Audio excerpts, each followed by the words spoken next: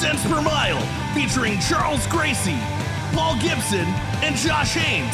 Everyone knows the trucking industry has issues, but most people are afraid to talk about it. Someone's got to do it. With loads of recruiting and marketing experience and backed by the largest driver audience in the world, we deliver carriers the driver perspective, find solutions, and help make sense make sense. Thank you for tuning in to Cents Per Mile. I'm your host, Charles Gracie. And I'm your co-host, Paul Gibson. Hey, I'm Josh Haynes, and everyone hates Kansas City, but I love them. I know what we're talking about around here, but what are we talking about today, Charles? So it's funny that you mentioned that because we're going to talk some news. We're going to talk some recruiting. We're going to talk some politics, and we're going to throw in a dash of the Super Bowl because that's all it deserves because it's a repeat with Kansas City. I mean, that just means or Super Bowl. Shout out to Kansas City, or you can say a three-peat. We're in our villain era.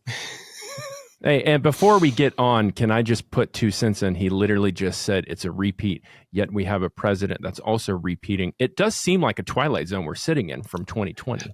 So it's funny that you mentioned that because I thought about it the other day, and it's not often I look to give any kind of praise or anything to the Kansas City Chiefs just because I hear so much about them. I'm sick of it. It makes my stomach upset. But if they win, that would be 2 red waves in 1 year. Well, technically, the last one happened in November. Yeah. But either way, it's good to know that we both are having a great and terrible time with deja vu. But anyway, we'll get into all that. Before we do that, we got to say the stuff that we always say. So you can find us on Apple Music, iTunes, Amazon Music, Spotify, YouTube, wherever you get your podcast. So wherever you take in our content, if you could like, subscribe, rate, and it helps push us out there, gets us some more momentum, and we get to do some cool stuff like some of the stuff we're doing later this year. You can also help us make trucking great again by going to centspermilepodcast.com, where you can suggest a topic to be a guest or even to become a sponsor. I saw what you did there. Sponsor? Who's our sponsor today, Charles? It's Decker, where they're driven to be the best. Check them out at drivedecker.com. All right. Well, it is time for the news.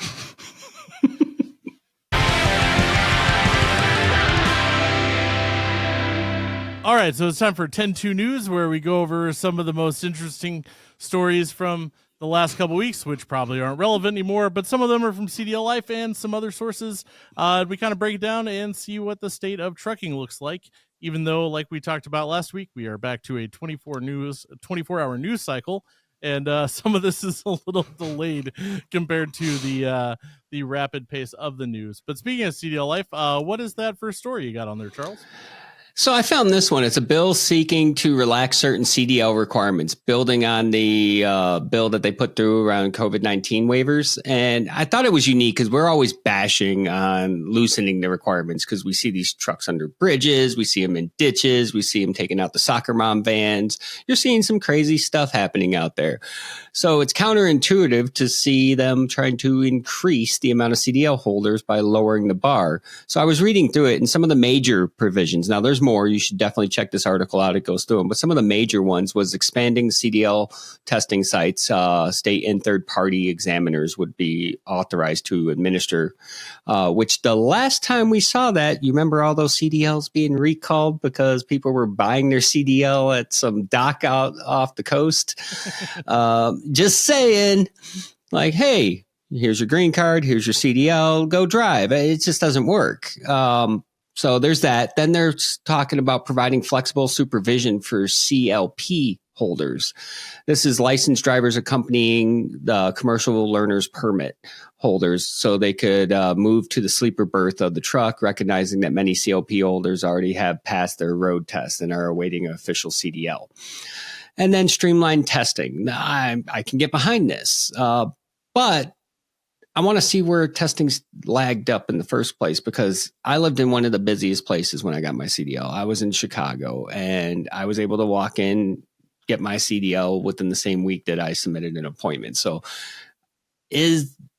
are these things going to be the ones that drive the kind of improvements we're looking at? Or are we lowering the bar and there's other stuff encompassed in here that's going to lower the quality of the driver we're getting? Not to mention, a lot of the argument that we've had on the show is that there's too many drivers out there. That's why rates are where they're at.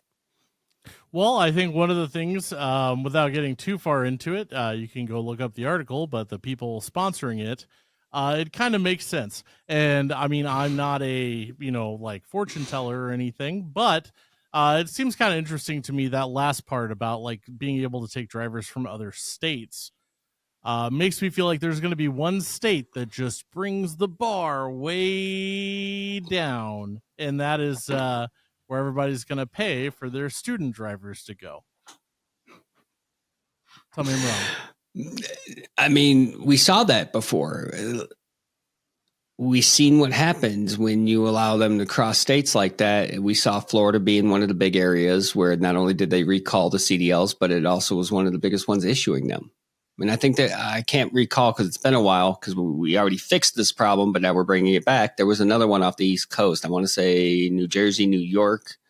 Maybe our guest coming on later can remember. Last time it was a problem. This time it's a solution.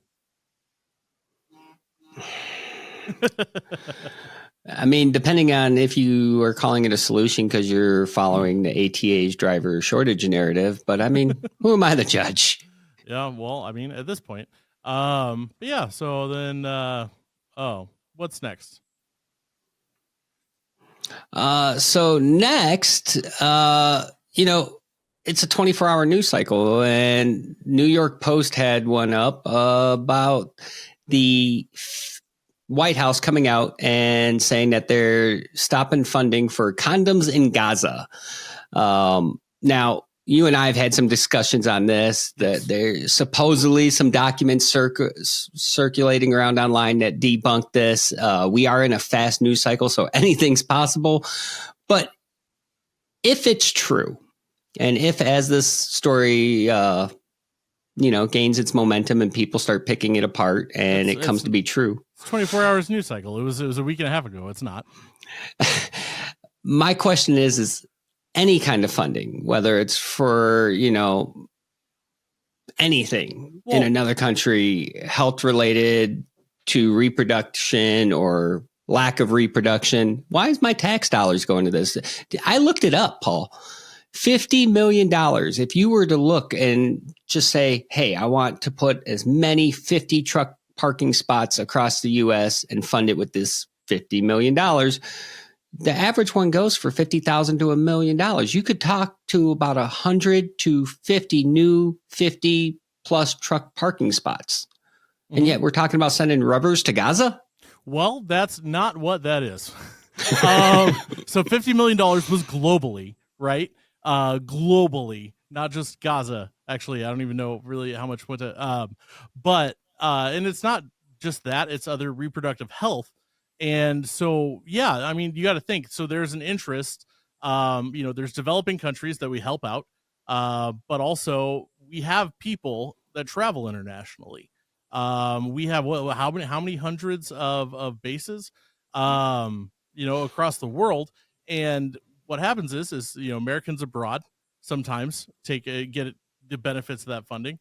But then also, you have different outbreaks in different sorts of diseases that pop up in different parts of the world. So it becomes like a security thing where it's like, hey, we're going to give you this funding, so when this happens, you can solve it there. And there are issues. And I mean, Paul, when you look at it as a drop in the bucket, it's not that big. I'm going to stop you. I think we can fix this whole 24-hour news cycle thing. So they also they also said during the White House briefing that they were going to give podcasters and streamers media passes. I think cents per mile needs to go get one of those and be boots on the ground, and we can get it in real time. I think we can, make trucking news sexy again. I applied. Of course she did. We did. It's not a thing. But speaking of Washington, just to keep rolling with it. Also real quick while I'm pulling that up, the Super Bowl is this week. It is the Chiefs versus the Eagles. But you know what else is kind of like the Super Bowl? Every one of these cabinet picks. But we did get our Secretary of Transportation, Sean Duffy. Yeah. So he is a politician. And he's from Wisconsin, and he's also a lobbyist. So not only is he a politician, he's been paid by people to pay politicians, and he also was a reality television personality on the Real World Boston, Road Rules All-Stars, Real World Road Rules Battle of the Seasons. Wow. He was on an ESPN, he's an ESPN color commentator, then also on an outdoor challenge show on there. Then on Fox Business, The Bottom Line, he was the co-host. And now he is the guy over transportation. I'm just saying, there were so many better guys. We had Craig Fuller's head in the ring. How did we wind up with a road rules person? I don't know. I'm still Thomas Wasson. I mean, he did have some miles under his belt, but if I had to choose between Craig Fuller and this guy, hands down, Craig Fuller all the way. Maybe it'll be like the last cabinet, short-lived for him. Well, I mean, to be fair, this guy really has one big chunk under his belt.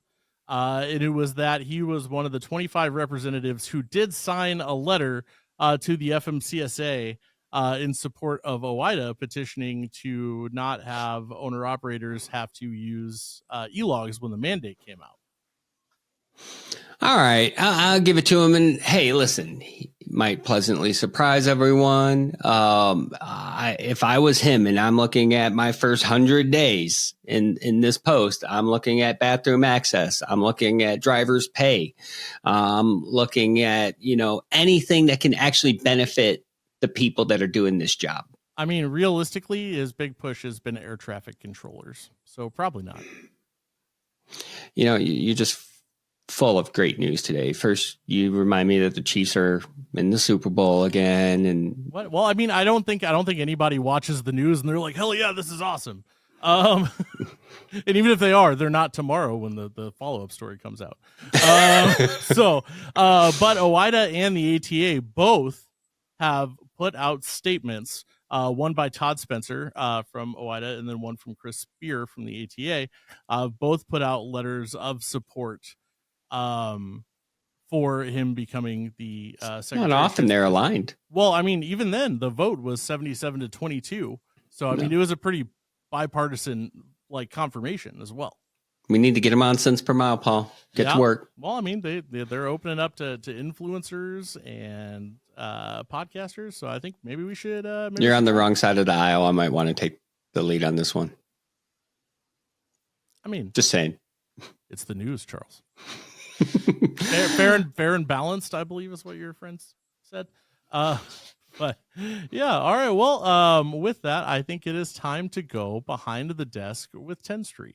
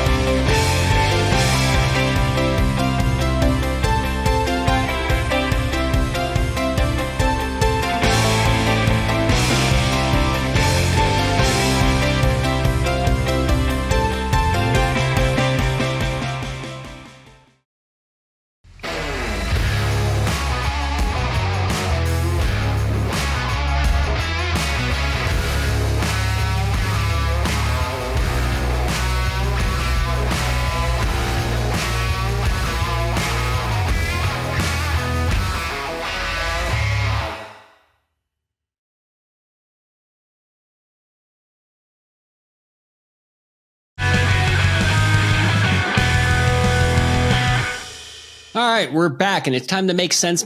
And there's no better way to do this than with our good friend, Brad Hackett, who's with Jet Express as the Director of Recruiting and Safety. Welcome back, Brad. Yeah, thanks for having me on again, Charles and team. There's a lot going on. So whoa. Charles and team. I could feel it. Don't pay attention to him, Brad. Hold it. The last time you came on, you had my picture on your wall behind you. Things change, Paul. That's not going to age well on the episode. As my favorite, your favorite. Yeah. I still love you. It's okay. We'll still hug it out. It's not. you, Paul. It's him. Sad. He's grown. So Brad, you're back and you had some exciting stuff take place. There's a lot going on, like we were talking about earlier in the episode. We're in a 24-hour news cycle. Regardless of how you feel, things are moving 100 miles an hour and you're at Jet Express. Yes, sir. That's what I love about this industry is things are always changing. There's new tools at our disposal, but at the end of the day, we have drivers picking up and delivering freight, doing so in a safe manner, and how we can stand out Jet Express and everybody individually to attract and retain the right talent is always going to be a topic of top discussion. So when we're talking about Jet Express, tell us a little bit about their story. What do they do? What do they haul? Where do they run? Yeah, same story as most. You get two brothers together. They decide to buy some trucks. They grow slow and steady. So it started in the 1980s, really niched themselves in the high value and pharmaceutical space here in the Indianapolis and Chicago market, have grown from 1 to now 40 trucks, all natural growth, just taking care of drivers, taking care of customers, all word of mouth. The ownership brought me in middle of last year to help spread the word on what we do here. And hopefully I look to grow slow and steady here in 2025 as the freight market bends back in the carrier's favor. So that's interesting because we get a lot of different people from different walks of life, and you've kind of been around. You've had different experiences at different places, and now you're at a company that has grown organically through doing all the right things, I'd assume, because otherwise people are going to say bad things and you're not going to grow. It's got to be refreshing to get somewhere where you can pivot quicker. You can make meaningful changes and connections. Yeah, it's been a learning experience, but also amazing at the same time. I have the really unique background of spending a decade in trucking operations, working with drivers all day, every day, getting to know the nuts and bolts of this great industry. And then the last 4 years has been more so on the driver marketing, recruiting side of things, and bringing that all together. And now I have also safety, compliance related items to learn and grow. But being able to do all that rapidly, working closely with ownership is a really cool thing here at Jet Express. That's got to be cool because I go back to my carrier days and I didn't have both of them starting out somewhere where I had safety and recruiting.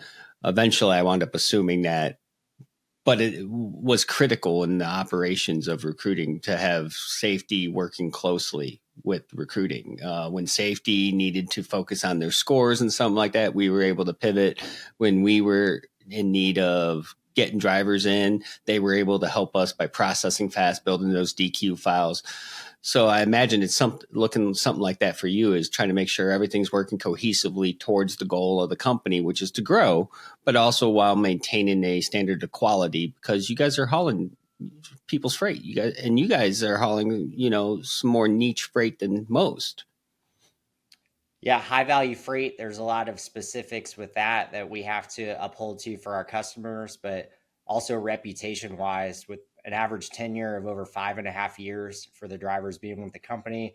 It's really rare to be in that, where I've come from some other outfits that you're just trying to keep up with turnover, or it's an endless burning door of drivers coming in, drivers coming out. So really just building on that reputation and doing so in the right way.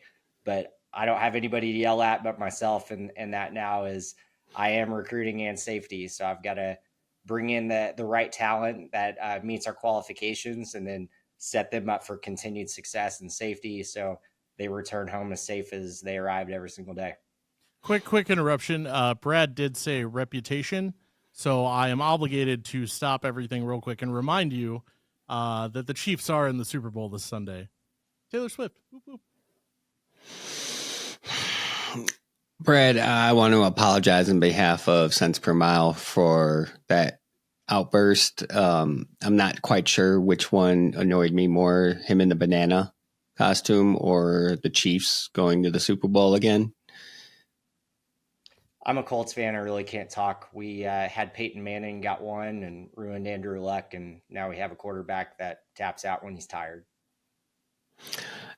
I moved so I could have better choice in teams. So, football to the side. Yes. You know, but you know what? Before I push that to the side, who do you got for the Super Bowl, Brad? Pretend like Josh and Paul aren't staring at you. Yeah, go Eagles. I'm tired of the Chiefs. Thank you. I'm with Brad on this one. Eagles all day. Although, again, I do understand the historical significance of seeing a team do it 3 times. I'm just tired of how big those people's heads are getting. And I hope if you guys do it, I hope that they gut your team like they did the Blackhawks in Chicago after getting multiple wins. I just cut in for 2 seconds? I don't normally cut in the middle of the episode. I just wanted to acknowledge Charles said doo-doo on the episode. Well, we are talking about the Chiefs. All right, next. So, all right, Brad, back to the nuts and bolts of trucking. So there's a lot of things happening right now in trucking, and you got the political atmosphere that's changing. We saw a small blip in freight that caused a lot of people to get optimistic in conjunction with the political atmosphere changing. And then you kind of saw it return back down to a normal where it was expected to be. Weird. Where do you see things going? Yeah, there's always going to be the truck cycles, and there's a lot of people that are going to talk and show data. But at the end of the day, we as organizations can only work with what's in front of us and do our best to service the customers. So with that, you take care of your drivers, you take care of your customers, you grow slow and steady and strategically. And I feel like we're going to continue to see a lot of those carriers that took on crazy high debt during the previous peak market have difficulties in riding out broker and spot market relationships. And those that are doing things the more right way, the steady long-term approach are going to come out on top in the end.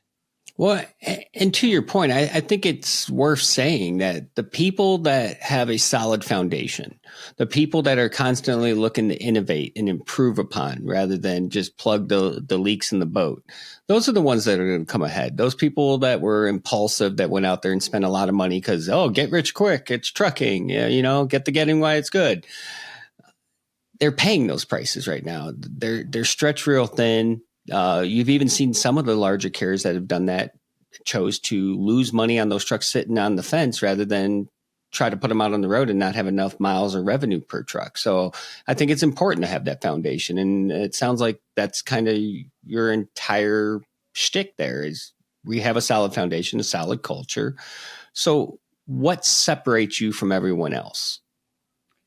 Yeah, a lot of people talk a big game when it comes to driver retention, and I've always been a firm believer and have the benefit of repetition and this being applicable in multiple different carriers is paying the drivers well. That should be a no-brainer. You got to make sure you're at least adequate in that. I like that 75th or better percentile on pay.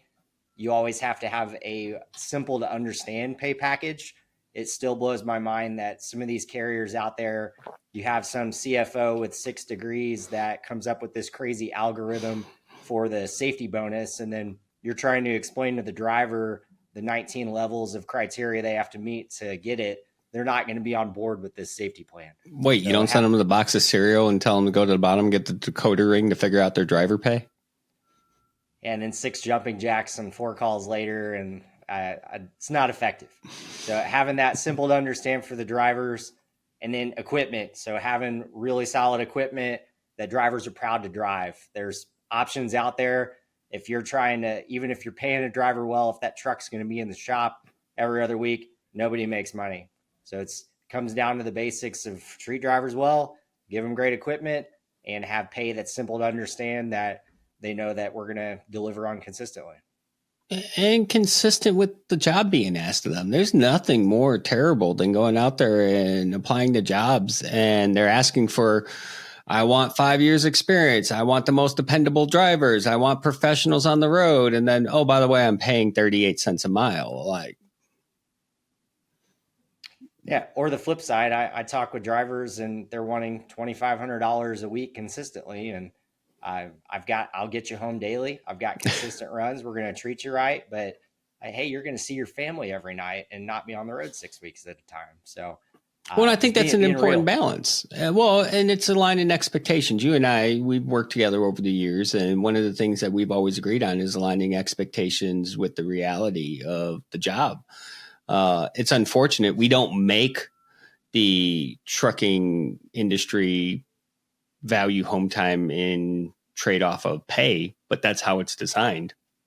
If you're trying to be home daily and you don't own a truck and you want to make $2,500 a week, probably not going to happen. Correct.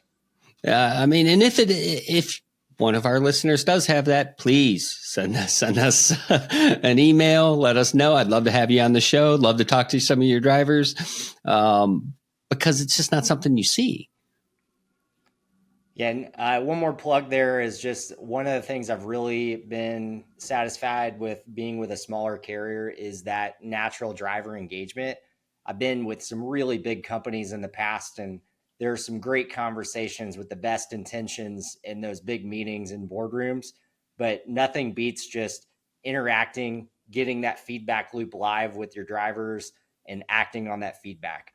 So just having a meeting and talking about things are great, but what we can consistently deliver on, be real and upfront.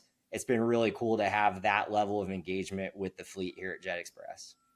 Yeah, and you guys have an identity. So in my experience, when you're working with a carrier that can pivot like that, a lot of great things can happen. If there's a problem, you can pivot and solve it. You don't have to go through countless board meetings to change something that's going to take 2 minutes. The marketing voice of the company is generally portrayed on more accurately because you don't have someone up top telling you it's this. And then by the time you get the ops, it's this. And then by the time it gets to marketing, it's this. So, and I've seen you out there. Since you've been over there, you've been back out there promoting the company. It's the normal Brad voice. You can clearly see the identity of Jet Express. So much so that you even shared your experience online. You had to go to one of the government ran buildings to get some stuff done. Tell us a little bit about that. Yeah, I'm getting the exposure and more the compliance and regulatory side of our business, which has been informative and really great to learn. I spent 3.5 hours at the Department of Revenue Motor Carrier Division here in Indiana yesterday to get my $25 sticker. And not to get crazy political, but I talked with 6 people, a bunch of people standing around, a bunch of wasted time. So I hope our Department of Government Efficiency does its thing and hopefully trim back on that regulation for our great trucking industry. Paul's face says it all. He's probably itching to jump out of his seat. What do you mean? Other than the fact that like that office actually won't end up actually existing, and to cover that, and instead of just having the IRS, now we have the External Revenue Service that we're trying to build. Yeah, super efficient. So efficient we can't even keep a department of efficiency. Weird. So yes, Brad, once again, when we go into our political cycle that we're in right now, and Paul sits where he sits and we sit where we sit. Sit in the same spots. We are not. I'm in Tennessee. I'm in Tennessee. Same spots we always had been sitting. The conversations get spicy. So we have different outlooks on how things are going to play out. I'd love to get your outlook because you're out there at a trucking company. I mean, every dollar matters. Every effort matters. You have to do it right. Otherwise, it has historically hurt because you're smaller. You don't have that buffer that the big ones have. You can't operate at a loss and somehow still survive year over year. What's some of the things that you're looking forward to coming down the pipeline that's been announced that you think are going to have positive impacts on what we do? I think what we do in the industry, there's some great people out there in our corner pushing for big things like getting the younger generation interested in trucking. I was just talking with our ownership. It's a tough path for an individual that wants to be in trucking right out of high school, is excited about our industry, and then they have to go figure something out for a couple of years before they can get that dream in motion. And how can we celebrate that dream and set them up for success and attract earlier? And the truck parking problem that we've got, some great initiatives going out there for, we've got a small over the road division, and it's painful to have to pre-plan a parking spot for my New Jersey driver, AJ, that he's just trying to do his thing and knock out his 550 miles in 4 stops and get back to his family. And we shouldn't have to spend this much time trying to find parking spots. So I hope a lot of that stuff comes through, gets the right support to take care of our industry, and also just that balance from a financial standpoint where I've never been a huge fan of these giant swings in the market of the customer having a crazy advantage and then the carrier.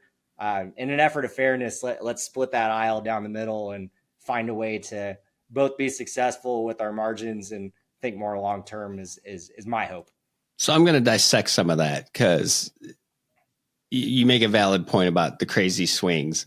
And what's even crazier is when I first came into a operations office, when I was working on the carrier side, I just left the orientation room and the driver was talking about breaking in his dispatcher. And then I get into the office and I meet the dispatcher that this driver's getting, and he's talking about breaking in his driver. And what I have found is when you go in other areas of trucking, it's kind of that mentality, like brokerage and operations department. Oh, they got us right now. We're keeping log of it. So when things swing, we're going to get them back. Like, you think that people would just try to find ways to have a productive partnership that's beneficial to both sides, so you don't have to worry about when it's going to be your time to take a chin shot. Yeah, I think the contractual agreements, there were games played on both sides, especially during the last big COVID swing, that were not the most ethical. If you're looking at the big broad space where you have things from customers that had a 2-year contract all of a sudden wanting to renegotiate every 90 days, and then carriers trying to do the same with not upholding. It's not a good long-term strategy. Yeah, I think it's good stuff, and I'm looking forward to seeing how it plays out. If someone wants to get a hold of you guys or join your team, how would they find you? Yeah, we're at jetexpress.com, and I love to connect on LinkedIn if anybody wants to chat. I love talking about how we can treat drivers better and do what's right for this industry. Well, Brad, thanks for coming on Cents Per Mile again. We love having you. Always great conversation, and excited to see all the stuff that you're doing. Absolutely. Thanks for having me. Great to see you. Later, man. CDLLIfe has the largest, most engaged driver audience in the world and is the #1 platform for driver-facing news, entertainment, and community. With millions of monthly page views on our news site, a social reach of over 71 million, and over 600,000 app downloads, it all adds up to 1 billion driver touchpoints a year. If your company is looking for drivers, you just found them. We're back, and it's time. We're out of it. We don't have an endless supply, but check us out next week. Thank you for tuning in to Cents Per Mile and helping make trucking great again.